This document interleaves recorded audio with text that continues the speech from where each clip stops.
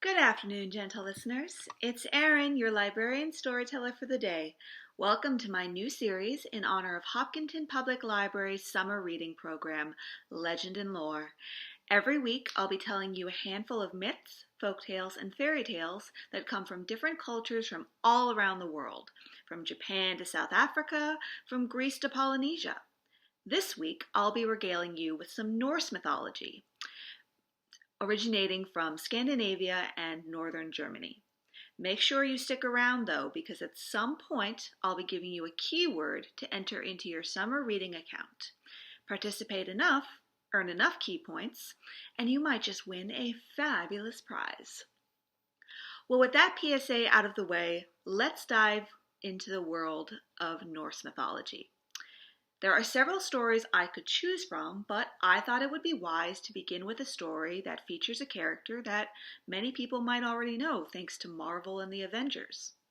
That's right. Today I'm going to be telling you a story that features Thor, the god of thunder. More specifically, how Thor got his hammer, Mjolnir. And it all begins with a trick played by the trickster god Loki.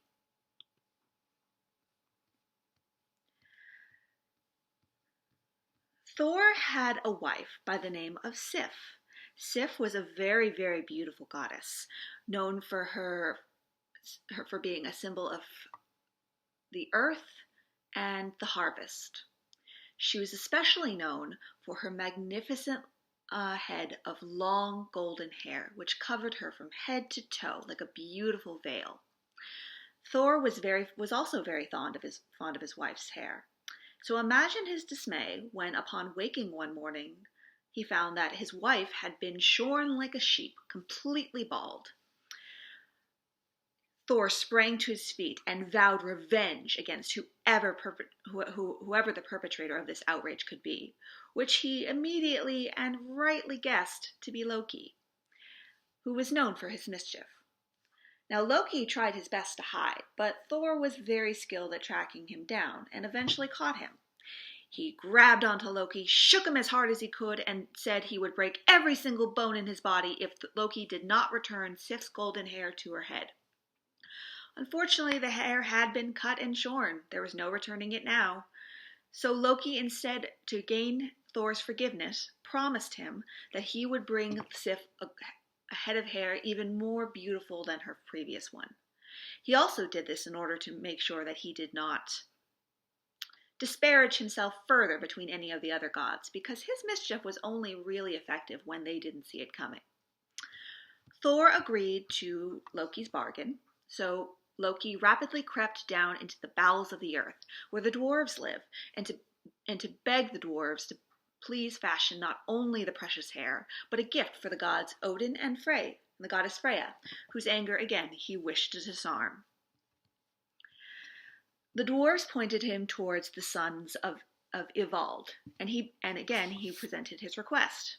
It was favorably received, and the dwarves fashioned for him first the spear Gungnir, which never failed in its aim, and the ship Skidbladnir, which, always wafted by favorable winds, could sail through the air as well as on the water, and which had this further magical property that although it could contain all of the gods and all of their steeds, it could also be folded up into the very smallest of compasses and thrust into one's pocket. Finally, the dwarves spun the finest golden thread, from which they fashioned the hair required for Sif, declaring that as soon as it touched her head, it would grow fast there and become as her own.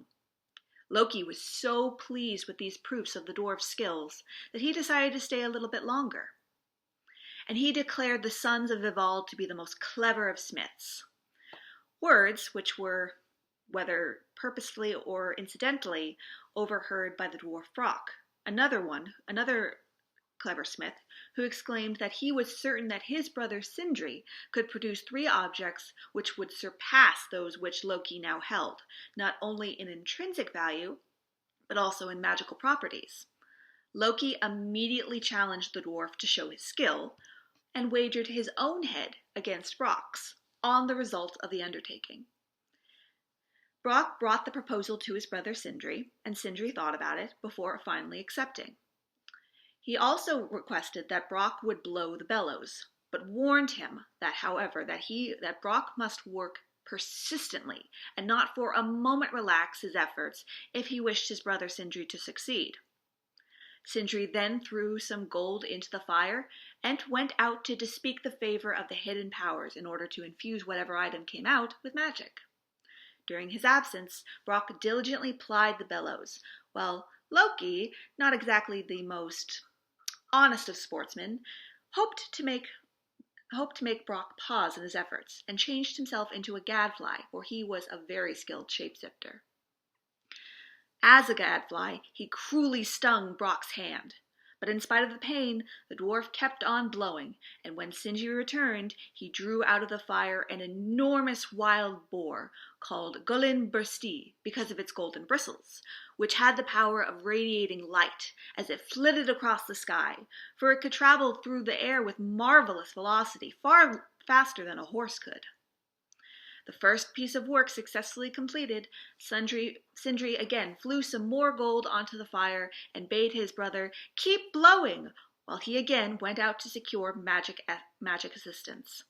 This time, Loki, still disguised as a gadfly, stung the dwarf on his cheek, but in spite of the pain, Brock worked on, and when Sindri returned, he triumphantly drew out of the flames the magic ring called Draupnir, the emblem of fertility, from which 8 similar rings dropped every 9th night. Finally, a lump of iron was cast onto the flames, and with renewed caution not to forfeit their success by inattention, Sindri left once more to gather magic and left Brock to ply the bellows as before. Loki was now very, very desperate, and he prepared for one final attack.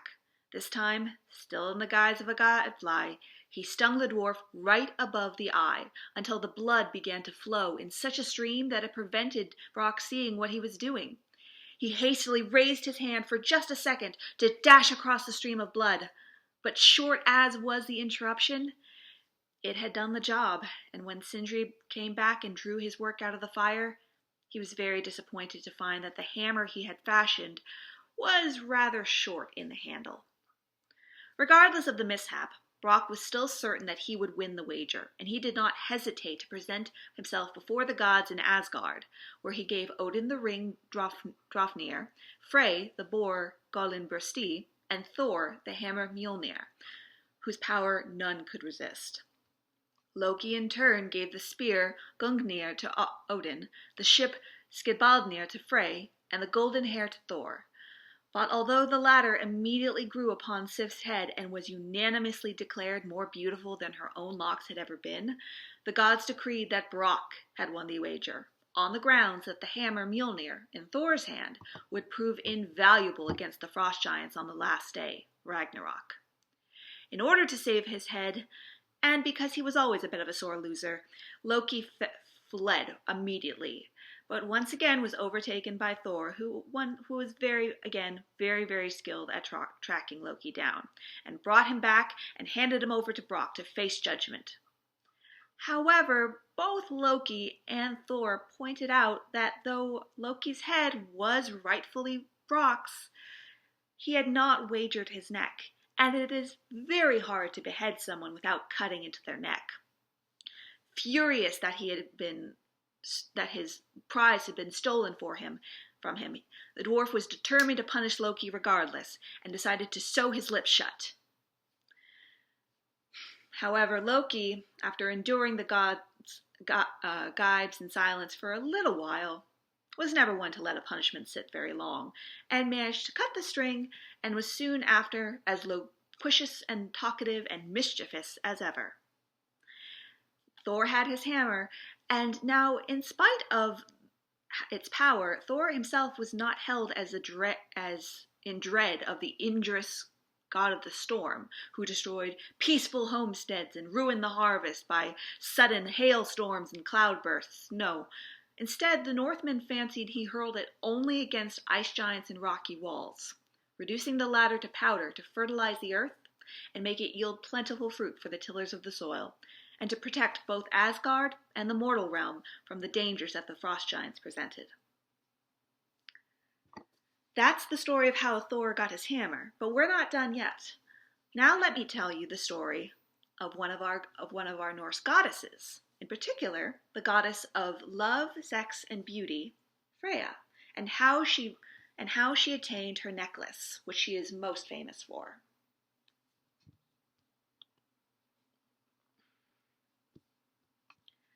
As I said, Freya is the goddess of love, and she is as well as beauty.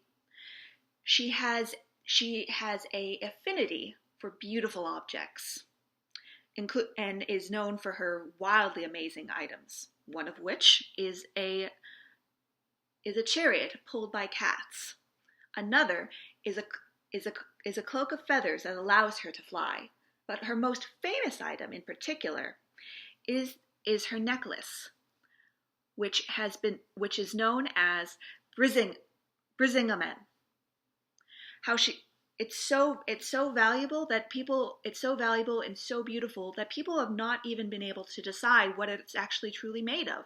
Gold, jewels, silver, something else entirely. But how she got it is quite an interesting story. Asleep one day in her realms, Freya felt herself be compelled awaken, driven by a sudden vision of gold and gems and beautiful objects. Off she left the realm, she left her castle, and wandered off into the cold night, as if compelled and if in a trance by whatever beauty called to her. She wandered for a long, long while until she eventually came to a cavern.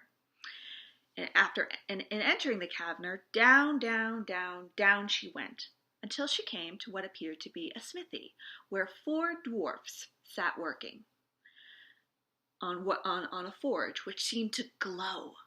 She looked upon the glowing object, which was not yet done, and saw a beautiful necklace, the most amazing thing she'd ever seen, twisting and weaving and incised with patterns. Not only had she never seen something so gorgeous, she had never desired anything so much. She tried to buy the necklaces from the dwarfs. She promised them gold, silver, jewels, whatever their hearts desired.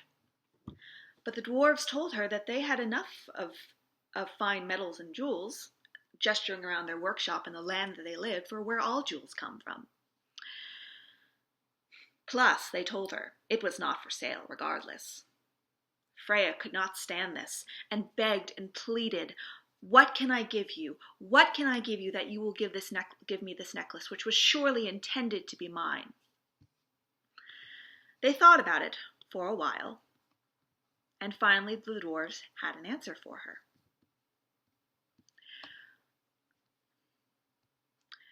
"Since all 4 of us have worked on it, you must give us each the same thing." "Well, what is your price?" said the goddess. "There is only one price that will satisfy us." They looked at her. "You." The goddess flushed, and she seemed both flattered and a little taken aback. "If you will stay with us 1 night each, this necklace will lie round your throat forever." Now, what Freya actually gave the dwarves is up to interpretation. Some say she simply stayed with them until and shared their company until the necklace was finished over the course of 4 days. Others assume that she spent the night in each of the dwarfs' beds, one for every dwarf and one for every 4 nights that the necklace was worked on. How you decide she spent her time is completely up to you. But regardless, at the end of the 4 days, the dwarves fastened the necklace around Freya's neck, and Freya was quite satisfied with the deal. She agreed to the terms willingly and was quite happy with the outcome. Now, all would be well, except for the fact that that Freya had not come here by herself, despite what she may have thought. Loki, once again up to his mischief, had noticed Freya leaving her realm and had followed her into the night, spying on her travels and eventually spying on her transaction with the dwarfs. Outraged at Freya's transaction and hoping to spark up a little more mischief, he returned to Asgard and told Odin the most powerful of the gods and their king, what Freya had done. Odin was furious that, in his eyes, Freya had debased herself for such an object. He demanded that Loki steal the necklace and bring it back to him. Loki agreed, and a few nights later, when Freya was once again happy in her chambers, sleeping peacefully, he tried to sneak in. However, the door was shut. He changed into a fly and tried to sneak in through a window, but again he could not find a single crack.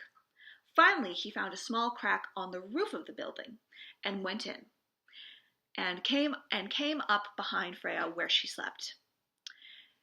As he suspected, she lay there with the necklace happily round her neck, but the clasp was clutched in her hand, and he could not reach it without disturbing the goddess. So Loki turned from a fly into a flea, and climbing up on her shoulder, bit down on Freya's neck in soft flesh, and with a moan and a roll over, Freya let go of her necklace and just turned in her sleep.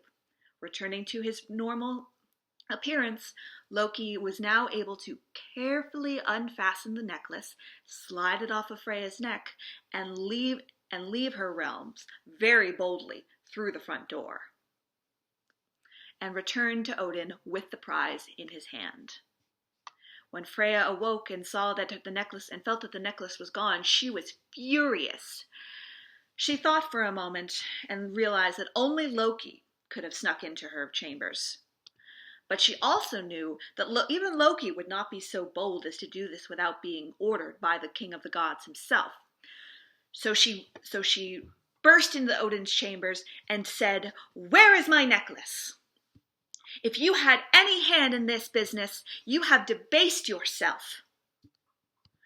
Odin was very angry and said, "You speak of debasement, yet look what you have done to attain it. I will not return your necklace." Freya was absolutely furious, and even Odin was a little taken aback by her fury. Finally, after much shouting and much debating, they finally reached a compromise. Odin said that he would return the necklace to her, but there would be a condition. If Freya wanted Brisingman back, she would have to put her skills to work for him. For she was also besides being a goddess of love, sex, and beauty, she was also known for picking champions in war. So Odin demanded blood as the price. He told her, "You must stir up hatred. You must stir up war. Find 2 kings in the mortal realm and set them against each other's throats. Ensure that they meet only on the battlefield, each of them supported by 20 vassal kings. And you must use these charms as to give new life to the corpses. As soon as each warrior is chopped down, bathed in blood, he must stand up and fight again. This must go on. You must give me battle and blood. These are my conditions. Let them tear each other apart." Freya stared long at Odin and at the necklace clutched in his hand. Finally, again, of her own volition, she decided, "I will do this for you. Now give me my necklace," she said. Odin complied with her request, and as soon as the necklace was around her neck, off Freya went off to find these 2 kings who would create enough battle and bloodshed for Odin to be satisfied. What the war that transpired is another story that we can get to at another time, but that is the tale of how Freya received her necklace and how she was able to steal it back, or bargain it back if one may decide. Regardless, we've now reached the point of this video where I tell you your keyword for the day. I figured we tell you the item would be my apologies. The word of the day, your keyword to be entered in to win some fabulous prizes, is the name of the necklace. Brisingman, which is spelled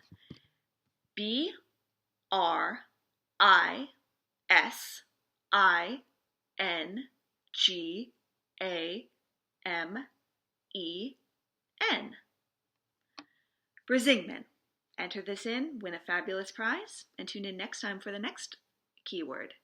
But we're not done with our story quite yet, for there is still one more tale to tell. I've told you about some of the triumphs of the gods. Now let us tell you a story of what happens when they are humbled.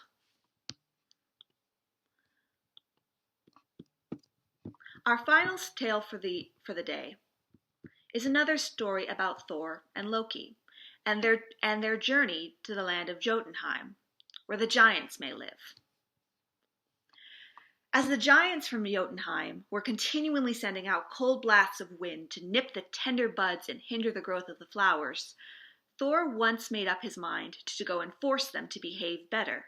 Accompanied by Loki, he set out in his chariot, determined in his path, and after riding for a whole day, the gods came at nightfall to the confines of the giant world, where, seeing a peasant's hut, they resolved to stay for the night and have a bit of refreshment.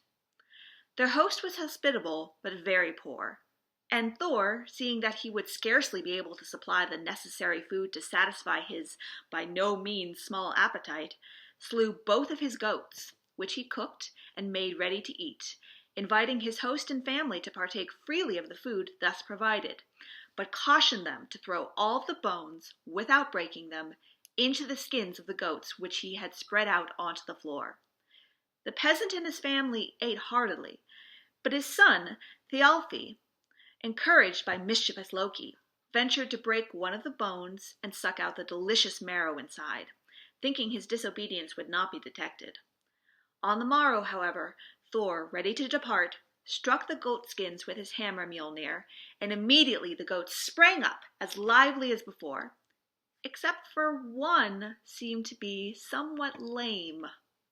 Perceiving that his commands had been disregarded, Thor would have slain the whole family in his wrath. The culprit acknowledged his fault, however, and the peasant offered to compensate for the loss by giving the irate god not only his son Thialfi, but also his daughter Roskva to serve him forever. Charging the man to take good care of the goats, which he left there until he should return, and bidding the young peasants accompany him, Thor now set out on foot with Loki, and after walking all day, found himself at nightfall in a bleak and barren country, which was enveloped in an almost impenetrable gray mist. After seeking for some time, Thor saw through the fog the uncertain outline of what looked like a strangely shaped house. Its open portal was so wide and high that it seemed to take up all of one side of the house. Entering and finding neither fire nor light, Thor and his companions flung themselves wearily down on the floor to sleep, but were soon disturbed by a peculiar noise and a prolonged trembling of the ground beneath them. Fearing that the main roof might fall upon them during this earthquake, Thor and his companions took refuge in a wing of the building, where they soon fell sound asleep. At dawn, the gods and their companions passed out of the building, but they had not gone very far when they saw the recumbent form of a sleeping giant, and perceived that the peculiar sounds which had disturbed their rest the previous night were produced by his snores. At that moment the giant awoke, arose, stretched himself, and looked about him for his missing property, and a second later picked up the object which Thor and his companions had mistaken in the darkness for a house. They perceived with amazement that this was nothing more than a huge mitten, and that the wing in which they had all slept was the separate place for the giant's giant thumb. Learning that Thor and his companions were on their way to Utgard, as the giant's realm was also called, Skrymir, the giant, proposed to be their guide, and after walking with them all day, he brought them at nightfall to a spot where he proposed to rest. Before he composed himself to sleep, however, he offered them the provisions in his wallet. But in spite of strenuous efforts, neither Thor nor his companions could unfasten the knots which Skrymir had tied. Angry because of his snoring, and also angry because he was unable to untie the wallet, Thor thrice dealt him fearful blows with his hammer. These strokes, however, instead of annihilating the monster, merely evoked sleepy comments to the effect that a leaf or a bit of bark or a twig from a bird's nest overhead had fallen upon his face. There was no scars, there was no marks, and Skrymir was none the wiser. Early on the morrow, Skrymir left Thor and his companions, pointing out the shortest road to Utgard Loki's castle, which was built of great ice blocks, with huge glittering icicles as pillars. The gods, slipping between the bars of the great gate, presented themselves boldly before the king of the giants, Utgard Loki, who recognized them, immediately pretended to be greatly surprised at their small size, and expressed a wish to see for himself what they could do, as he had often heard their prowess vaunted. Loki, who had fasted longer than he might have wished, immediately declared he was ready to eat for a wager with anyone. So the king ordered a great wooden trough full of meat to be brought into the hall, and placing Loki at one end and his cook Logi at the other, he bade them both to see which would win. Now Loki did wonders and soon reached the middle of the trough, but he found that whereas he had picked the bones clean, his opponent had both devoured them and the trough. Smiling victoriously, Utgard Loki said it was evident that they could not do much in the eating line, and this so nettled Thor that he declared that if Loki could not eat like the ferocious cook, he felt confident that he could drain the biggest vessel in the house. Such was his unquenchable thirst. Immediately a horn was brought in, and Utgard Loki, declaring that good drinkers emptied it at 1 draught, moderately thirsty persons at 2, and small drinkers at 3, Thor applied his lips to the rim. But although Thor drank so deep that he thought he would burst, the liquid still came almost to the rim when he raised his head. A second and third attempt to empty this horn proved equally unsuccessful, and so the second challenge was lost. Thialfi then offered to run a race, and was paired up against a young fellow by the name of Hugi, who was matched against him and soon outstripped him, although Thialfi ran remarkably fast. Thor proposed next to show his strength by lifting weights, and was challenged instead to pick up the giant's cat. Seizing an opportunity to tighten his belt Megingjord, which greatly enhanced his strength, he tugged and he strained and he pulled, but finally he was only able to raise one of its paws from the floor. One last attempt on Thor's part came, and he was challenged to wrestle with Utgard Loki's old nurse Ellie, the only opponent that they deemed worthy of such a puny fellow. And I'm afraid to say that it ended just as disastrously. And the gods, acknowledging that they were beaten, were hospitably entertained. On the morrow, they were escorted to the confines of Utgard, where the giant politely informed them that he hoped that the gods would never again call upon him again, as he had been forced to employ magic against them.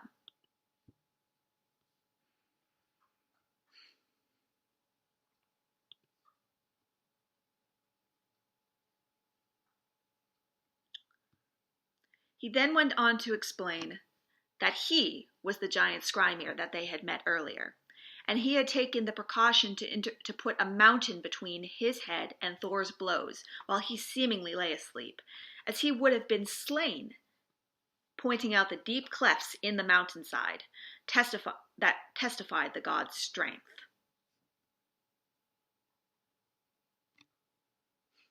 He also said that the knot on his provision bag that they struggled to undo had been wrought in iron.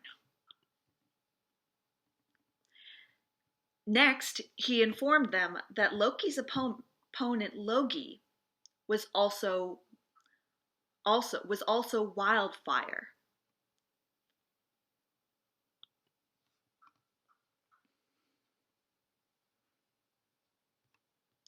for nothing can eat so much as fire itself. He next said that Thialfi had ran a race with Hugi, who was also known as Thought, than which no swifter runner exists, and that Thor's drinking horn was connected with the ocean, where his deep drinks had produced a perceivable ebb. Next, he told them that the cat in reality was the terrible Midgard snake that encircled the world, which Thor, by pulling up one of its paws, had very nearly pulled out of the sea. And finally, that Ellie, his nurse, was actually old age, whom none can ever resist or conquer. Having finished these explanations, and again cautioning them never return, or he would defend himself with similar delusions, Utgard Loki vanished, and although Thor angrily brandished his hammer and would have destroyed the castle, such a mist enveloped it that it could no longer be seen, and the thunder god was obliged to return to the realm of the gods without having administered his proposed salutary lesson to the race of the gods, to the race of the giants, and had to leave them as they were. That is the end of my stories today, gentle listeners. Tune in next time as we explore another wonderful culture of mythology.